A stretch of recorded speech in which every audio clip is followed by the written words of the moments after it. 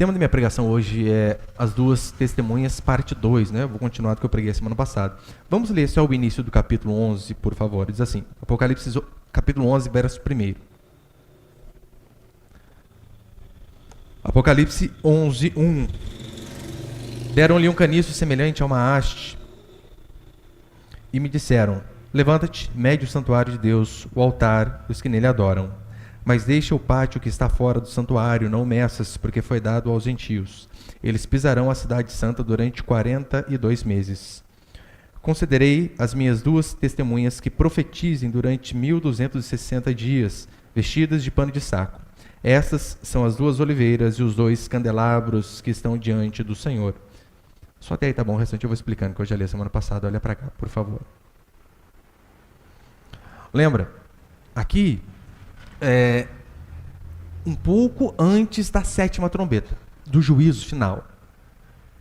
Deus, através do anjo, vem dando revelação a João, João vem escrevendo, e então nós chegamos aqui no capítulo 11, onde fala a respeito, né, desse prelúdio, desse instante, pouco antes, aos 45 minutos do segundo tempo, de chegar na 7ª trombeta e no juízo final.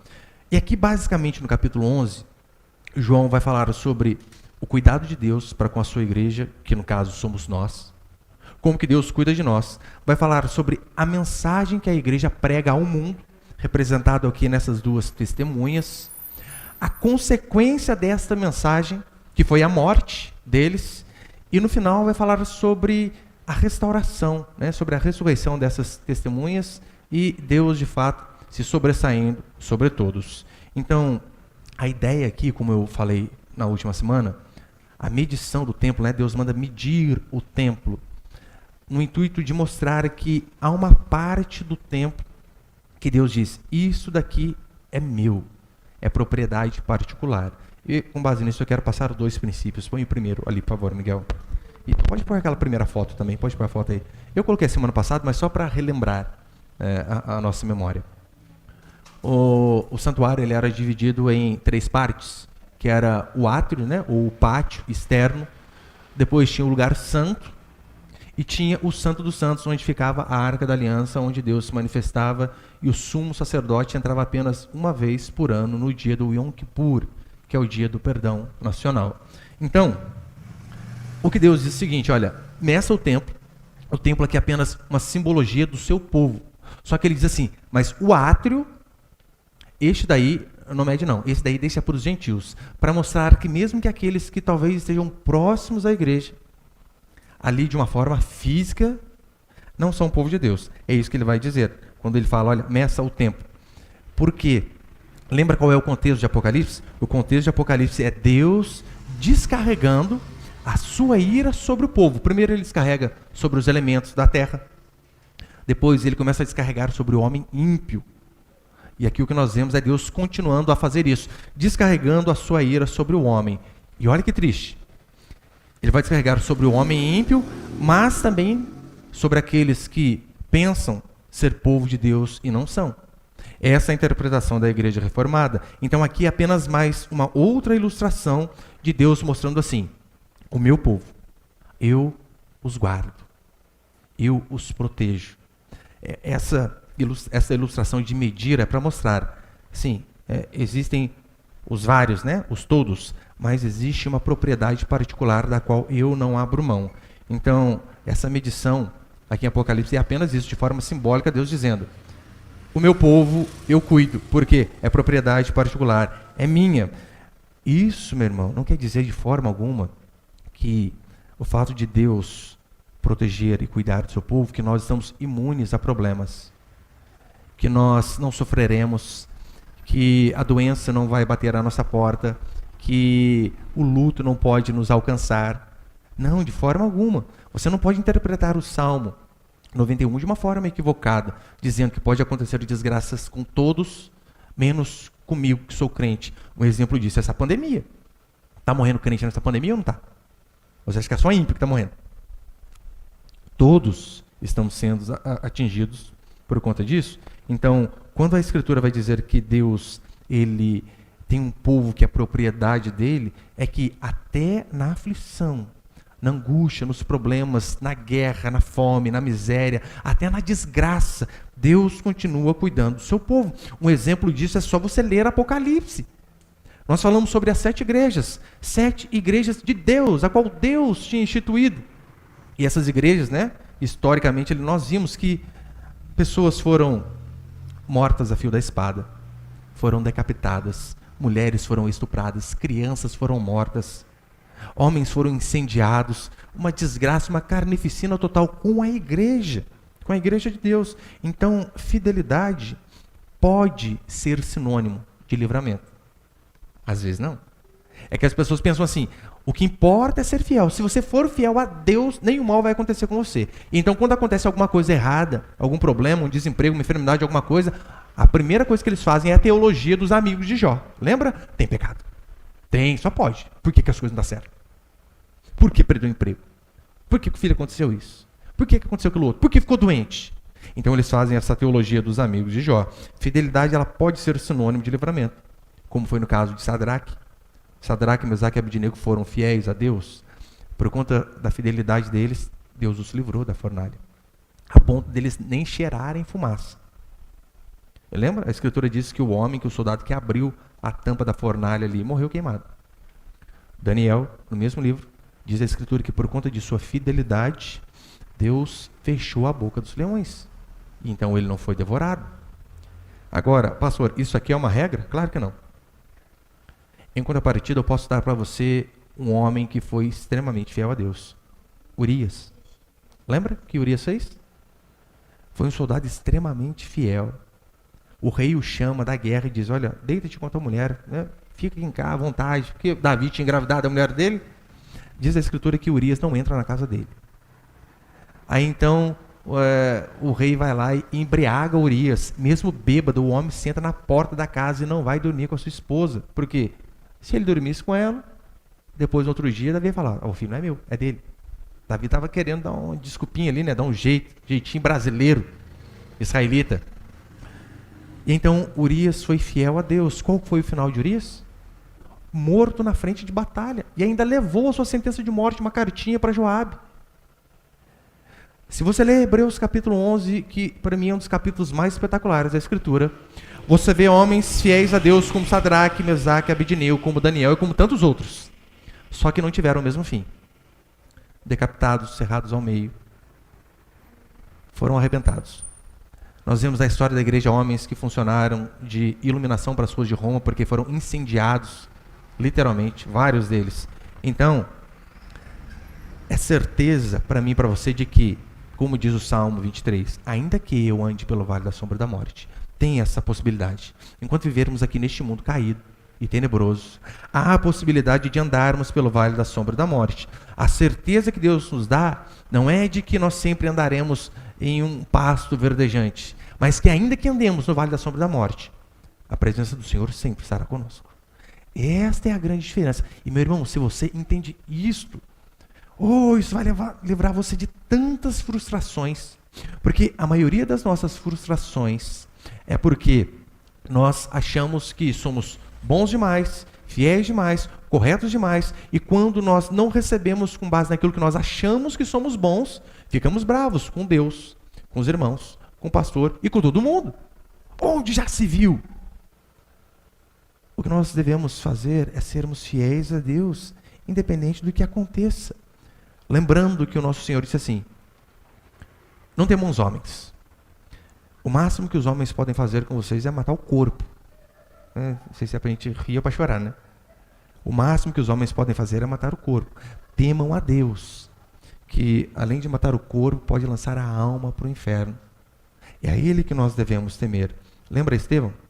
A Bíblia diz que Estevão estava sendo apedrejado, o primeiro mártir. E no apedrejamento, ele olha e vê Deus com ele. Esta é a certeza do cristão. Não é imunidade de sofrimento, mas é, mesmo na hora de mais angústia e dor, é ter a certeza de que a presença de Deus vai estar comigo. É por isso que quando ele diz aqui sobre o pátio exterior, tem caminhão passando aqui, gente. Certo, não pode, né? Então, quando ele fala sobre esta proteção ali, né, do lugar santo. Ele fala que esta proteção não vai se estender para o pátio exterior. A interpretação aqui da igreja histórica reformada é básica. É em que sentido? A ira de Deus vai ser derramada sobre aqueles cristãos nominais, aqueles que falam o evangeliquez. Sim, até tem um adesivinho da igreja no carro. Usa roupa de crente, está na comunhão, está na igreja, às vezes tem até o nome no quadro de dízimo dos envelopinhos, joia, mas ele está próximo, mas o coração dele não é totalmente do Senhor. Ele não se entregou totalmente a Deus. Ou seja, ele tem nome de crente, tem aparência de crente, mas não é filho de Deus. Sobre esses, a Escritura diz que esses que têm apenas uma ligação física. Como assim uma ligação física? Ligação física é isso aqui, irmão. Quantas pessoas no dia de hoje, em dias de culto, você acha que não está sentado em uma igreja ouvindo uma pregação do livro verdadeiro, assim como nós estamos? Várias. Por conta disso, vamos dizer que todas elas são filhos e filhas de Deus? Felizmente não. Paulo diz que nem todo Israel é de fato israelita. Então, para esses talvez a tristeza seja ainda maior. Mas olha no versículo 3, o que vai dizer? Considerei as minhas duas testemunhas que profetizem durante 1260 dias, vestidas de pano de saco. Eu expliquei para os irmãos na última semana. A interpretação pentecostal é que essas duas testemunhas aqui são Elias e Moisés pregando na grande tribulação. E não é assim que a igreja reformada e histórica acredita. O que nós acreditamos, a interpretação que não é minha, mas que vem aí de séculos antes de mim, que eu apenas repito, é que essas duas testemunhas aqui são apenas um símbolo da pregação da igreja. A igreja geral em todo o tempo, desde a vinda de Jesus Cristo até a sua volta. Porque não é isso que Apocalipse diz, que os últimos dias compreendem da vinda do nosso Senhor Jesus Cristo até a sua volta.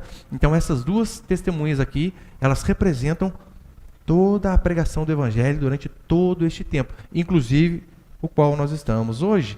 Você lembra que no capítulo anterior, no capítulo 10, se eu não me engano, 9, 10, acho que é o 10, fala sobre...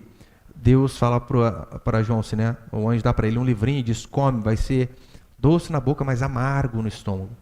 E aquilo ali é apenas uma simbologia do que a palavra de Deus causa com a gente.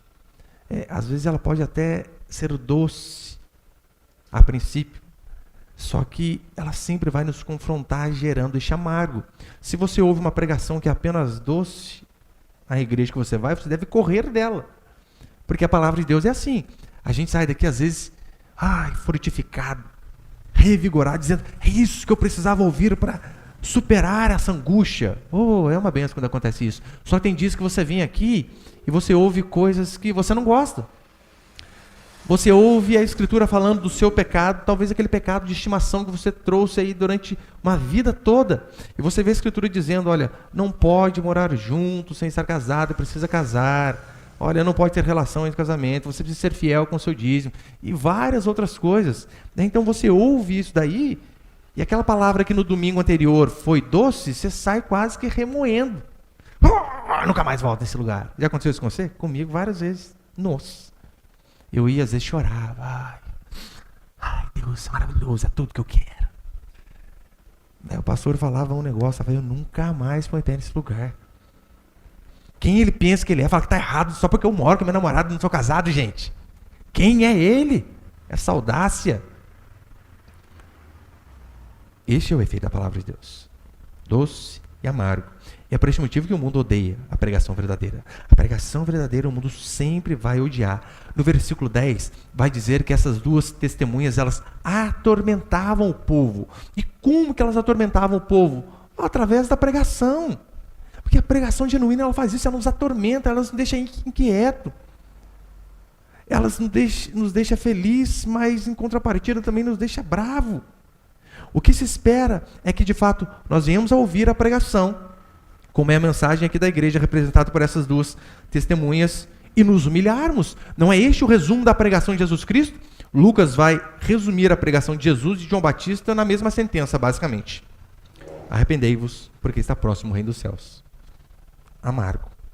Mas depois do amargo vem doce. Não tem como você ficar apenas com um lado. você escolher apenas uma parte. O homem, ele quer pecar sem sentir culpa. Agora, a palavra de Deus, na boca dessas testemunhas e da igreja verdadeira, o que ela faz? Meu irmão, ela gera confronto, ela gera até temor. Ela tem que gerar temor. O exemplo disso é Paulo. A Escritura diz que Paulo ele vai pregar para Félix e depois ele pregar sobre juízo vindouro, sobre a justiça e sobre o domínio próprio. Diz a Escritura que Félix ficou amedrontado. Você consegue imaginar um governador ouvindo uma pregação e ficando igual aquelas galinhas lá, tremendo de medo? Foi o que aconteceu com Félix. Agora, as pregações de hoje têm colocado medo também? Ou não tem nada? Você consegue imaginar Tammy Gretchen ouvindo o pastor ali no programa de auditório? E então o pastor diz, a Tammy diz assim: pastor, o senhor me aceitaria na sua igreja? A resposta dele: olha, eu não concordo com o que você faz, mas eu respeito. Numa tacada só ele consegue agradar gregos e troianos. Olha, eu não concordo com o que você faz. Ou seja, os crentes Nutella, esse pastor é bom, hein? Mas eu respeito. A comunidade LGBT, purpurina pra cima. Por quê? Olha, ele conseguiu agradar os dois. Eu vi uma moça, nesse mesmo programa, né? Um dia foi com esse pastor, e no outro dia com o padre, Fábio Forte de Mello. Então, primeiro que ele já colocou uma moça totalmente indecente na frente dele, com um vestido minúsculo, com a tatuagem que pega lá da panturrilha até aqui em cima. E é claro, eles vão fazer o quê? Vão espremer o cara. Fizeram com o pastor, você acha que... Tem que falar o nome também, né? Pastor Cláudio Duarte, falei só do padre, fica ruim, né? Daí, vamos espremer o cara também. Daí eles chegam lá e dizem assim: pastor, o que você acha da roupa dessa moça? Na frente dele, gente. Isso aí é acabar com o cara mesmo, né? A resposta dele: eu não julgo. Cada um tem a liberdade de se vestir daquilo que se sente bem. Extremamente colado, sensual e curto. E a respeito de tatuagem, padre, o que o senhor acha? A resposta dele, mais uma vez, liso, igual quiabo. Eu sempre tive vontade de fazer uma. Aí não fiz porque não deu tempo. Gente, um padre desse é ovacionado em qualquer lugar. Qualquer pessoa que dê esta ou este tipo de resposta diante de uma situação assim vai ser ovacionado. Agora, alguém que está em pecado, ele não precisa ouvir palavras de consolo. Ele precisa ser atormentado. Precisa ser atormentado. Se eu vejo alguém indo para o abismo e eu não grito em voz alta dizendo: arrependa-se, saia desse caminho, mas eu apenas começo a tocar a nona sinfonia de Beethoven para ele continuar indo para o abismo em paz, eu estou fazendo um desserviço para o Evangelho. Então, pessoas que estão em pecado não precisam de consolo, mas de tormento. E a oportunidade que a pessoa tem de se arrepender é quando ela ouve verdadeiramente o Evangelho. Do contrário, ela vai ouvir mensagens a respeito da Escritura, mas não a mensagem da Escritura, que é a respeito do arrependimento. Os pastores modernos de hoje, eles mantêm em paz pessoas que estão à beira da morte. Talvez o provérbio preferido dele, provérbio que eu inventei, né? Não está na Bíblia. Nada é proibido se te faz feliz. Talvez esse aí é o provérbio que eles mais gostam de citar. Tá feliz? Então, manda bala. Sendo que Salomão diz diferente, né? Leais são as feridas feitas pelo que ama, porém os beijos de quem odeia são enganosos. É preferível ficar com a Escritura. Lembra quando Deus enviou Jeremias para atormentar o povo? Jeremias ficou durante toda uma vida atormentando o povo com a pregação da verdade. E aqueles que têm a oportunidade, não se arrependem e rejeitam a mensagem, o que Deus diz é que eles não estão rejeitando o mensageiro. Eles não estavam rejeitando Jeremias, assim como Samuel. O povo rejeita Samuel e Deus vem e consola Samuel e diz assim: Samuel, fica em paz. O povo não está rejeitando você, o povo está me rejeitando, então eles vão se ver, é comigo. E segundo, põe o segundo para encerrar.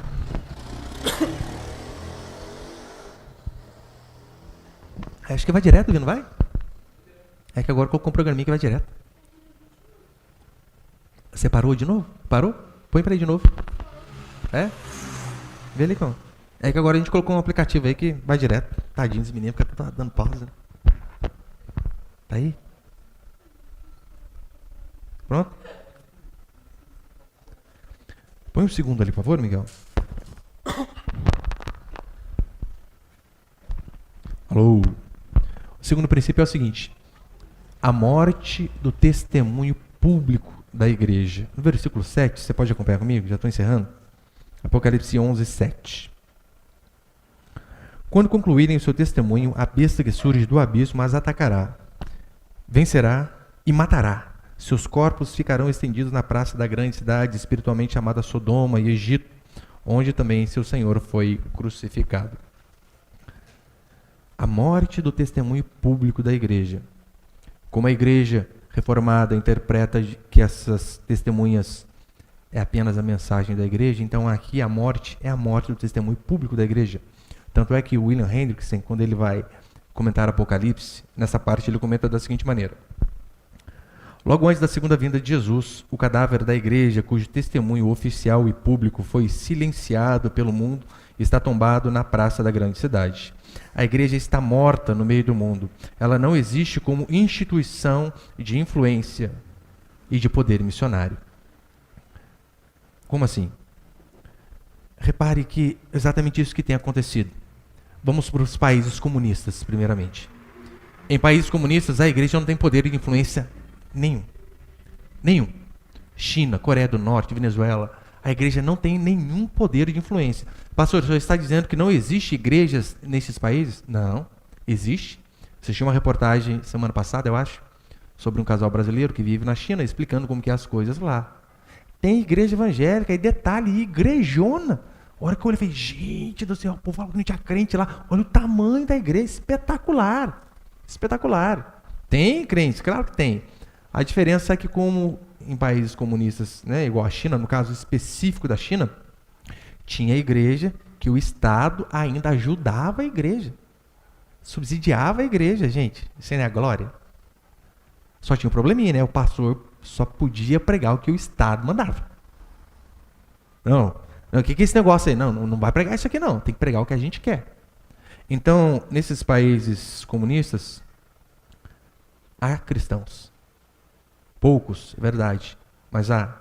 Só que a influência é basicamente zero. E não apenas os países comunistas. Vindo aqui para o Ocidente, para o nosso mundo, para o nosso país. Repare que é isso que estamos vivendo. Olha aqui para o Ocidente. Sai lá um pouco do Oriente e vem aqui para o Ocidente. A Europa, que importou inúmeros pregadores, os quais fizeram o evangelho chegar aqui mediante o seu sangue derramado no meio do caminho. A Europa tem a cada dia mais falido em relação ao evangelho. O irmão que foi à Suíça me disse que uma região onde ele estava, igrejas tinham culto a cada 3 meses. Isso antes da pandemia. Por quê? Porque não tinha gente. Não tinha gente. A cada 3 meses tinha culto. O outro me disse, eu não lembro qual país que era, onde havia igrejas ecumênicas. Você sabe, né, o que é um culto ecumênico? É um culto onde você traz ali um pastor, um padre, um pai de santo e todo mundo fala a sua verdade. Só que ele disse assim, não, mas não é um culto ecumênico. Não, é uma igreja ecumênica, onde a igreja é de crente, mas há membros da igreja, da membresia, que são católicos. Eu falei, como assim, gente? Eu falei, é desse jeito, pastor. É isso que tem acontecido com a Europa. E isso também tem chegado em nós, com toda certeza. Olha para o Brasil. Teoricamente, nós somos um Estado laico. O que seria um Estado laico? Onde houve a separação entre Estado e Igreja. Estado laico é onde não há uma religião estatal predominante, né? Não há uma religião que é do país. No Brasil, não, eles dizem, né? Estado laico, não há uma religião predominante. Assim? Sabe qual? Ateísmo. Olha para você ver como funciona em um debate público. Olha o debate público. O juiz, eu já vi juiz do STF, né? Aquele bando de ateu que define se a gente pode servir a Deus ou não, um absurdo. Então está lá. Agora, esse último ministro que entrou é um ministro evangélico. Os outros são ateus. Diz que é evangélico, eu não estou dizendo que é, não. Diz que é. Põe a mão no fogo, não. E então ele está lá, e ele tomou aquela decisão há alguns meses de reabrir as igrejas para cultos. Daí um outro ministro fez uma chacota com ele, dizendo, ao crente, em vez de se basear na Constituição, está baseado na Bíblia. Não, mas ele estava baseado literalmente na Constituição. Mas pode reparar, no debate público, não há lugar. Se você diz que é cristão, uma das... Todas as vezes, quando eu entro em algum debate, seja Instagram ou Facebook, quando as pessoas olham o meu nome lá e veem que eu sou pastor, ele diz que a minha opinião não conta. Eu, às vezes, estou tecendo um argumento a respeito do socialismo, socioconstrutivismo ou qualquer outra coisa. Daí então eles dizem, não, mas você é pastor, não vale. Mas calma aí, gente, isso quem me desqualifica? Só porque eu sou pastor? Não, pastor tem que cuidar da igreja. Por quê? Para falar de política você tem que ser ateu. Você não pode ter religião nenhuma. E eles não conseguem reparar que o ateísmo também é uma religião. E assim funciona nas universidades em todos os lugares. A influência da igreja tem a cada dia mais morrido, como diz aqui. Só que o interessante é que no versículo 11, acompanha comigo, por favor. Apocalipse 11:11. Depois de 3 dias e meio, o espírito de vida vindo de Deus entrou neles, e eles ficaram em pé. E os que viram foram tomados de grande temor. E olha o verso 12. Então ouviram uma forte voz do céu que lhes dizia, subi para cá. Eles subiram ao céu em uma nuvem, e seus inimigos os viram. Olha que interessante, é exatamente isso que vai acontecer com a igreja, né? O testemunho público falido. Mas um dia o Senhor vai ressuscitar esse testemunho público da igreja a ponto de até os inimigos, como diz aqui, verem a ascensão da igreja. E o que a gente conclui de tudo isso? Primeiro é que, de fato, a mão de Deus é sobre o seu povo. Isso você pode ter certeza. Na verdade, você deve se agarrar a essa certeza como você se agarra a uma boia se você estivesse naufragando, afogando. Agarrar a essa certeza de que Deus é por nós. Isso não é apenas um versículo, apenas um jargão. Se você entender, meu irmão, que Deus é por você, você vai lidar melhor com as decepções, com as angústias, com os sofrimentos, com as puxadas de tapete da vida, com as rasteiras que a gente toma dos outros, daquilo que a gente mais esperava, toma no meio da perna. Se você entender que a mão de Deus é sobre você, você vai ver que a circunstância, ainda que possa e interfira em nossas vidas, é o de menos importante. Você vai começar a ver como Pedro, que ainda que o mar se levante, se eu mantenho o meu foco olhando para o Senhor, eu consigo, mesmo diante de uma circunstância adversa, andar sobre as águas. Só que você precisa entender que a mão de Deus está sobre você e que eu e você devemos também ser essas testemunhas que pregam o Evangelho ainda que sejam punidas de forma injusta. Essas testemunhas que são verdadeiras, que não abrem mão dos seus valores, porque hoje em dia a coisa mais fácil do mundo é a pessoa, dependente da circunstância, da situação, ela abre mão rapidinho do valor dela, porque se eu não fizer isso aqui, eu não tenho a promoção no emprego. Se eu não dar uma cedida aqui, quantas meninas eu já vi que, o medo de ficar pra titia, daí vai lá e cede pro rapazinho, o cara vai embora depois. Então, por medo, acaba abrindo mão de seus valores. Eu também e você devemos entender que a aparente falência da igreja não é o fim. Ainda que nós vivamos em um país, em uma sociedade, principalmente aqui, né, ocidental, no Oriente muito mais, onde parece que nós não temos influência nenhuma. Eu e você devemos nos manter fiéis como eles se mantiveram. Ainda que venham xingos, açoites, amizades desfeitas, os nossos valores em relação ao cristianismo, eles não devem ser negociados. Em hipótese alguma. Porque, ainda que estejamos no chão, chutados e mortos, o que a Escritura diz é que se a fidelidade for mantida, essas testemunhas que somos nós também, a igreja, um dia elas ressurgirão.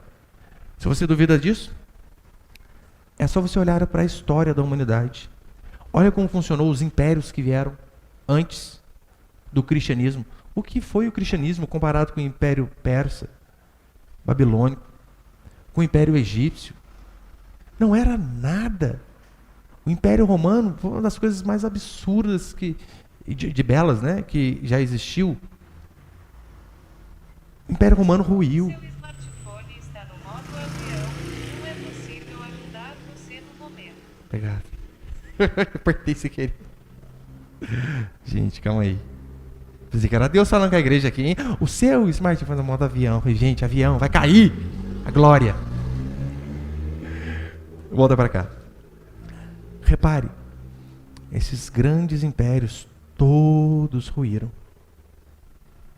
E a igreja, aquele povinho, sem expressão política, sem dinheiro, sem nome. Eu amo aquela passagem que fala da serva de Naamã. Não dá nem o nome da mulher. Ó, a empregada de Naamã. Alguns outros a Bíblia cita nominalmente. Mas essa aí não, a empregada de Naamã. Aquela mulher tinha o caminho da cura para o seu chefe. Esses impérios todos caíram. A igreja do Senhor, mesmo que aparentemente morta, não morreu. E o que a Escritura diz é que um dia o Senhor vai reavivá-la. Por isso a importância de eu e você sempre continuarmos fiéis. E essa fidelidade deve ser a qualquer custo. Amém, meus irmãos?